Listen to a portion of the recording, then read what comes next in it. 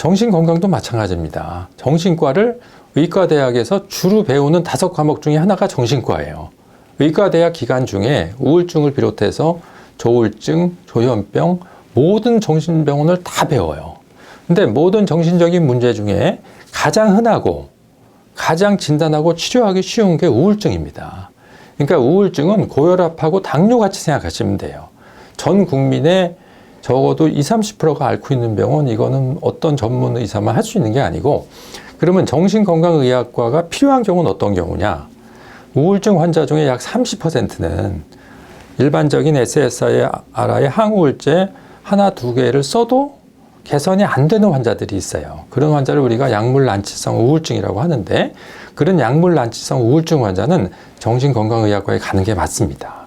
그래서 미국이나 일본을 봐도 우울증 환자의 한 70%는 내과, 가정의학과, 소아과, 산부인과, 신경과 이런 데서 치료를 받고 30% 2개 이상의 항우울제를 써도 잘 개선이 안 되는 우울증, 난치성 우울증이라든가 또는 자살 위험이 심각하게 높은 경우, 또는 이제 우울증 환자 중에 이런 망상이라든가 환청, 환각같이 정신병적 증상을 보이는 경우, 그런 경우는 우리가 정신과에서 치료받는 것을 권장하고 있습니다.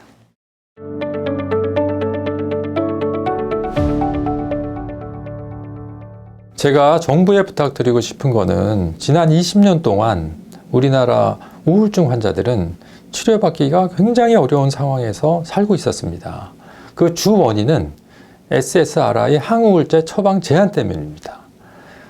모든 의사가 우울증을 치료할 수 있는데 우리나라만 4%의 정신과 의사들만 치료할 수 있게 환경을 만들어 놨어요. 그래서 이제는 외국과 같이 우리나라 국민들도 우울감이 있을 때는 어떤 의사라도 만나서 상담하고 우울증 치료를 받을 수 있도록 SSRI 처방 제한을 하루속히 폐지해 주실 것을 요청드립니다. 더불어서 우리나라에서는 우울증과 자살 예방에 대한 교육이 전혀 안 되고 있습니다. 특히 비정신과 의사들에 대해서는 한 번도 한 적이 없습니다.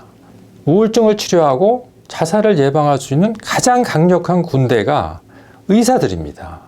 의사들을 교육하지 않고서는 우울증 치료를 올릴 수도 없고 자살 예방도 불가능합니다. 가장 중요한 것은 우울증과 자살 예방을 할 수 있는 모든 의사들에게 정기적으로 교육을 시켜야 됩니다. 그리고 또 한 가지 중요한 것은 그 대형 병원이라든가 의원급에 자살 고위험군들이 많이 방문을 하고 있습니다. 그래서 이들이 방문을 했을 때 그 담당 의사가 우울증과 자살에 대해서 스크리닝을 해야 되는데 그건 역시 안 되고 있습니다. 그거는 의사들의 잘못만이 아닙니다. 스크리닝을 해서 자살 고위험군을 발견을 해도 그 다음에 후속 조치를 할 수가 없어요. 정부에서 아무런 지금 거기에 투자 안 하고 있습니다. 대형 병원에는 자살 고위험군이 하루에도 수십 명이 오는데 그 환자들을 관리하거나 돌볼 자살 예방 코디네이터 단 한 명도 정부에서 지원 안 하고 있습니다. 이런 쪽에 정부 예산이 들어가야 실질적으로 자살 예방이 가능하다는 것을 제가 강조하고 싶고요. 그 다음에 우리 국민들께 말씀드리고 싶은 거는 우울증은 이거는 감기와 같이 누구나 걸릴 수 있는 병입니다. 그리고 우울증은 오늘은 없다가도 한 달 후에 걸릴 수도 있고 또 걸렸다가 좋아지면 또 몇 달 후에 또 걸릴 수도 있어요. 그러니까 우울증이라는 거는 반복해서 언제라도 올 수 있는 거기 때문에 여러분뿐만 아니라 여러분 주변의 형제, 가족, 형제들 또 자녀들한테도 우울감이 있는지 항상 물어보시는 게 좋고요. 또 자살 예방도요. 자주 혹시 죽고 싶은 생각이 있는지 주변 사람들한테 자주 물어보셔야 돼요. 물어봐야만, 그리고 자살은요.